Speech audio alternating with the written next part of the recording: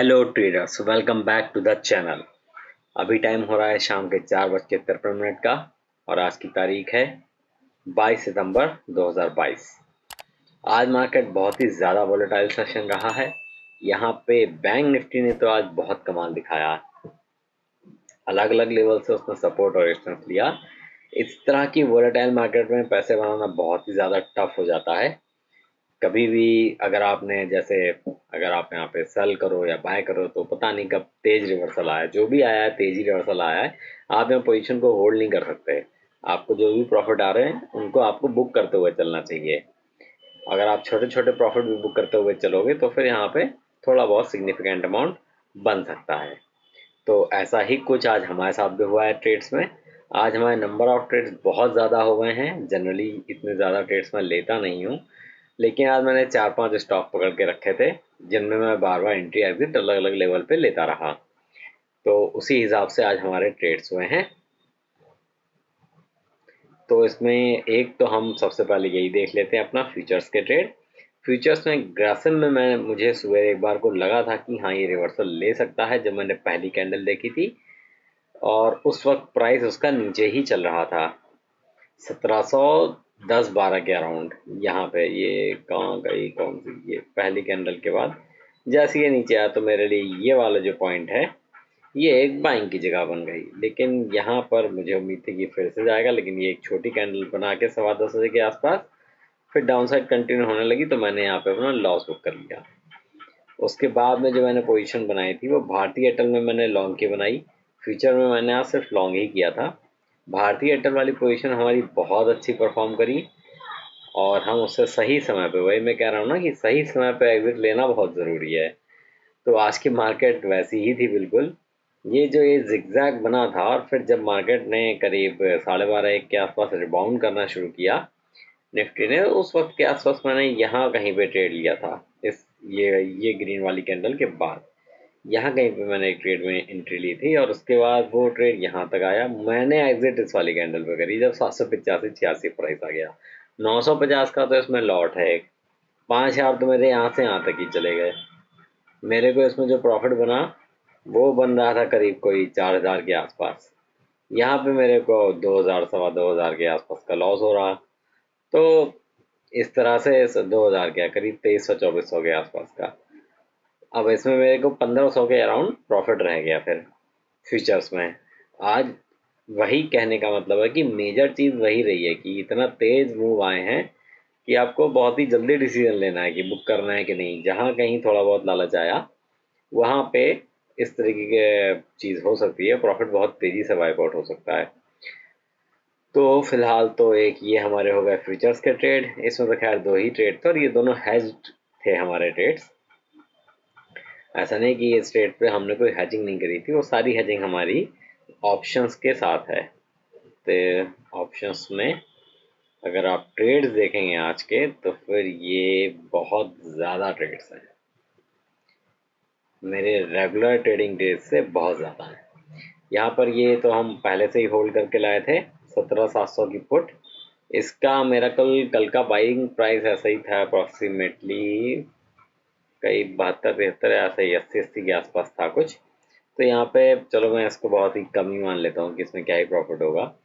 और ये मेरा 580 का था, इससे मैं 525 निकलता, 500-600 का यहाँ मुझे लॉस हुआ, 500-600 का मुझे यहाँ प्रॉफिट हो रहा था। तो सवेरे जो मैं कल कैरी करके लेके गया था ट्रेड्स, उनमें से आज मुझे कुछ बहुत ज़्यादा प्रॉफिट नहीं दिख रहा था। ओपनिंग के टाइम पे दिखा, लेकिन वो इतनी तेज़ी से जो फर्स्ट कैंडल बनी ना उसने मुझे उन ज़्यादातर प्रॉफिट्स में से एग्जिट करवा दिया। ये फर्स्ट कैंडल जो बनी और उसके बाद से कंटिन्यूएशन भी मिला है।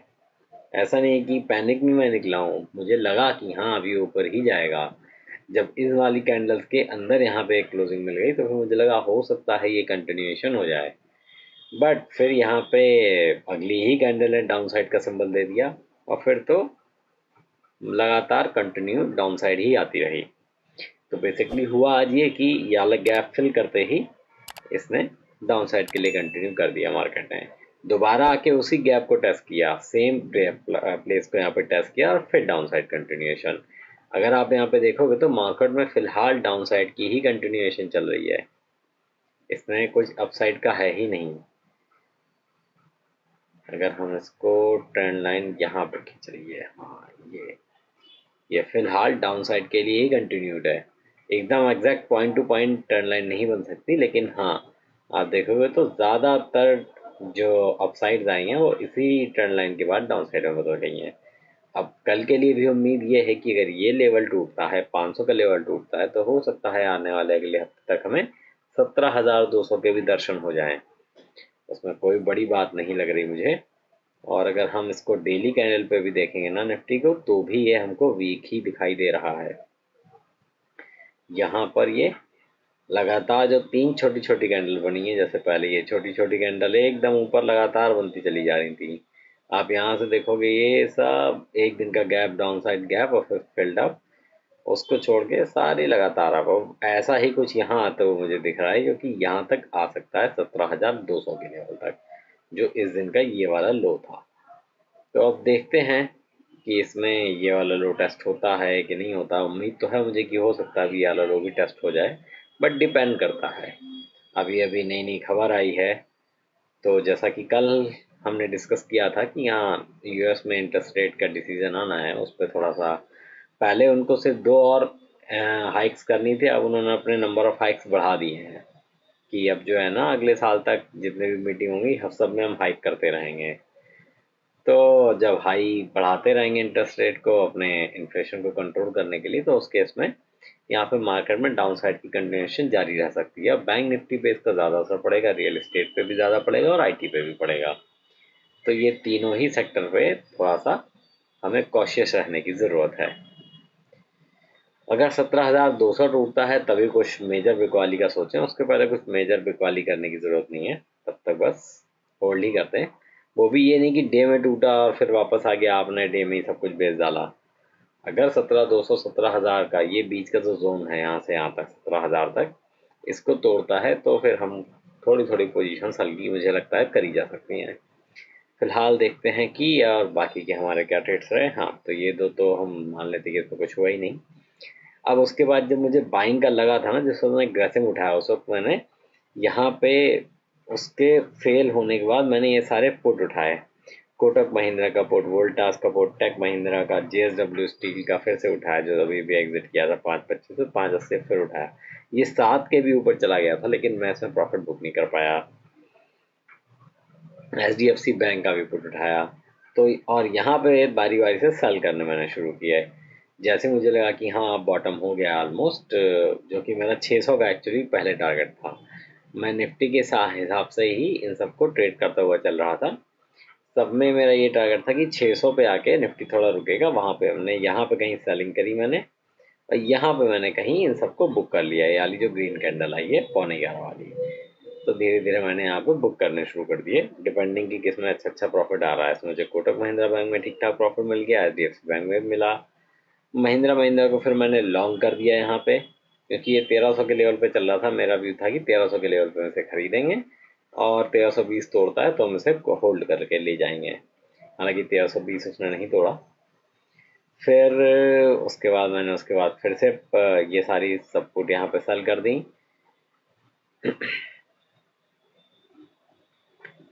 अब यहाँ पे हमने फिर से यहाँ पे पुट बाय करी भारतीय एयरटेल, टाइटन, कोटक महिंद्रा, इन सब में दोबारा से, और फिर यहाँ पर फिर उनमें ये सेलिंग शुरू कर दी। ये मैंने बाय करी थी पुट जब 600 के नीचे प्राइस सस्टेन करने लगा, तब मैंने ये बाय करी और फिर सबसे फिर मैंने सेलिंग करी। ये जो ग्रेसिम वाली पुट एग्जिट करी, ये जो मैं कल कैरी करके ले गया था वो वाली है, वो हमने करीब 22.55 पे बाय करी, तो 22 में उससे एग्जिट कर गया। अब उसके बाद में फिर मैंने ये जो सी बाय करी हुई हैं, ये सारी तब बाय करी हैं जब मार्केट ने अपने यहाँ से ये वाली जब कैंडल बनी है। छोटी कैंडल के बाद अगर कोई भी बड़ी कैंडल बन रही है किसी भी राशि में, छोटी कैंडल के बाद यहाँ बड़ी कैंडल बने या यहाँ बड़ी कैंडल बने, ये कंटिन्यूएशन का एक सिंबल होता है। अब यहाँ पे मैंने ट्रेड बहुत अच्छे लिए। ट्रेड बहुत अच्छे ये हुए कि एक तो मैंने 5 रुपये 50 पैसे में 500 क्वान्टिटी उठा ली निफ्टी की कॉल। इसका प्राइस 40 रुपये तक चला गया था, लेकिन मैंने इससे पैनिक में जल्दी ही 13.90 पे एग्जिट कर दिया। देखा जाए तो आज मेरे पूरे दिन का मेजर प्रॉफिट करीब 8,000 के समथिंग प्रॉफिट इसी ट्रेड से आ गया, जो 71-70 पे मैंने यहाँ 75 पे एग्जिट किया और 5.50 का मैंने 13.90, 4-4 हज़ार के ज़्यादा के दोनों से ही प्रॉफिट आ गए, तो 8,700 के आसपास यही प्रॉफिट हो गया। बाकी सब जगह तो मेरा 500, 700, 1000, 2000 ऐसे ही प्रॉफिट प्लस माइनस होता रहा, और वो कुछ नहीं था। फिर मैंने टेक महिंद्रा की भी अपनी जो कॉल ली थी वो भी सेल करी। फिर उसके बाद मुझे ये था कि यहाँ पर मार्केट रुक सकती है, निफ्टी बैंक 40,700 के आसपास। 40,700 का ये वाली जो कैंडल है छोटी, इसके ऊपर यहाँ से बीच में कहीं पे भी मार्केट हॉल्ट ले सकती है। लेकिन अगर चाहे एक बार 40,700 के अंदर आ गई, क्लोजिंग मिली और कंटिन्यू हुई, फिर ये अगर 700 के नीचे क्लोज हो जाती है, तो फिर हो सकता है कल भी यहाँ पे डाउन साइड देखने को मिले। अब इस वाली ये जो जोन है, इसके बॉटम के नीचे हमें और ज़्यादा डाउन साइड देखने को मिलेगी, फिर हमें इसके बॉटम के नीचे और ज़्यादा डाउन साइड देखने को मिलेगी। तो फिलहाल इन दोनों केसेस के साथ ही हम शॉर्ट की पोजीशंस लेकर गए हैं, वो मैं अभी आपको दिखाता हूँ। हालांकि वहाँ पर मुझे लगा था कि एक बार को वो सपोर्ट हो सकता है, उस वजह से मैंने वहाँ एक कॉल उठाई थी, बट उससे मुझे लॉस बुक करना पड़ा।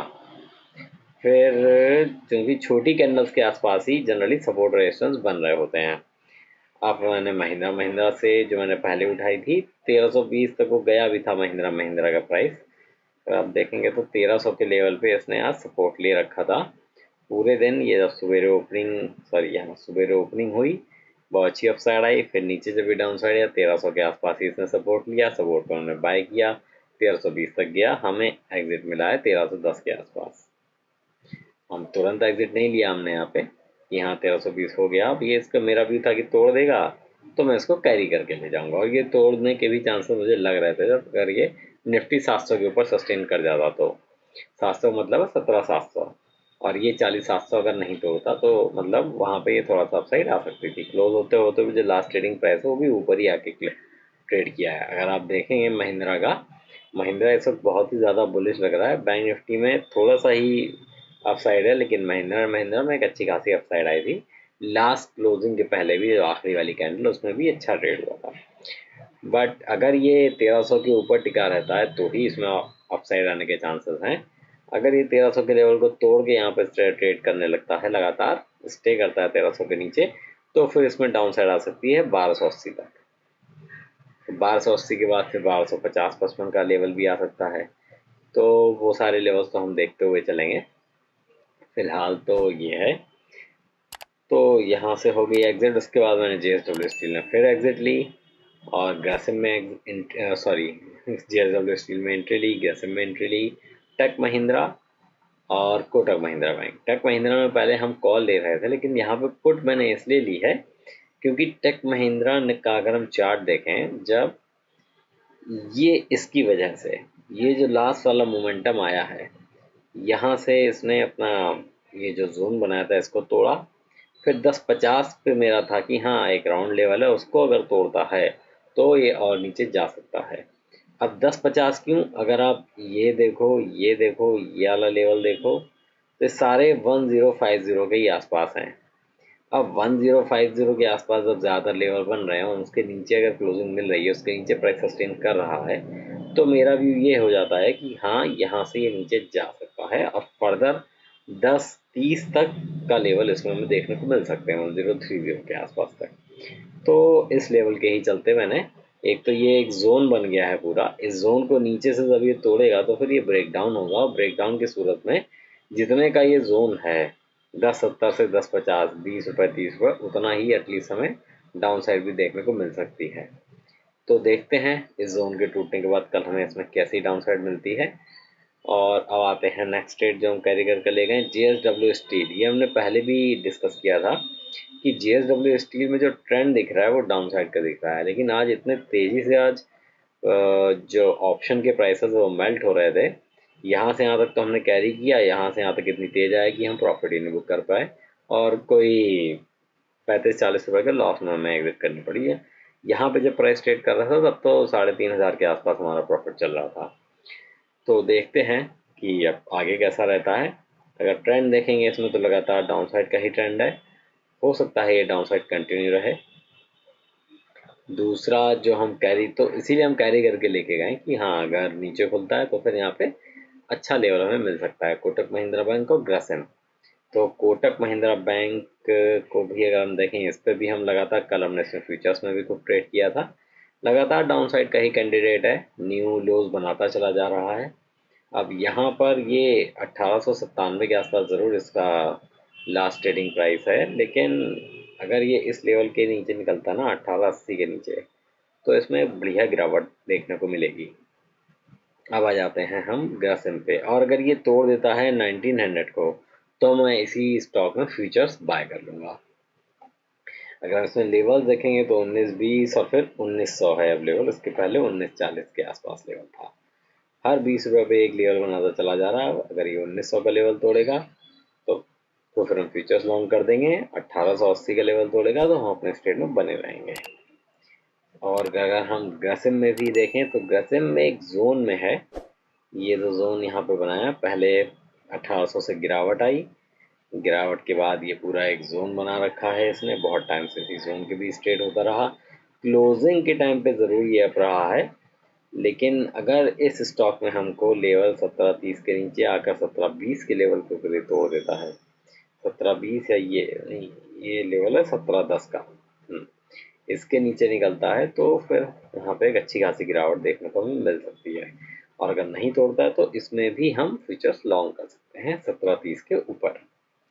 तो ये सब इनको इंटरेस्ट में एंट्री एग्जिट के कुछ रीजंस थे। इससे ज़्यादातर मेरे जो ट्रेड्स रहे हैं आज इन्हीं में रहे हैं। इसके अलावा वोल्टास मुझे थोड़ा सा वीक लग रहा है कि ये 900 के ही नीचे इसने क्लोजिंग दे दी है, तो कल अगर वोल्टास हमें मिलता है 900 के लेवल के आसपास, तो हम इसको फिर से सेल ही करेंगे, शॉर्ट करेंगे, इसमें पुट उठाएंगे, क्योंकि ये जो जोन है, अब ये इसने आज इसको भी तोड़ा और इसके नीचे होल्ड करके धीमे धीमे ऊपर आया है। ऐसा भी नहीं है कि एकदम तेज़ी से ऊपर आया हो, बाइंग बहुत शार्प हो गई हो, ऐसा कुछ नहीं हुआ। बहुत ही छोटी छोटी कैंडल्स बन रही हैं, हर जगह पे फाइट है।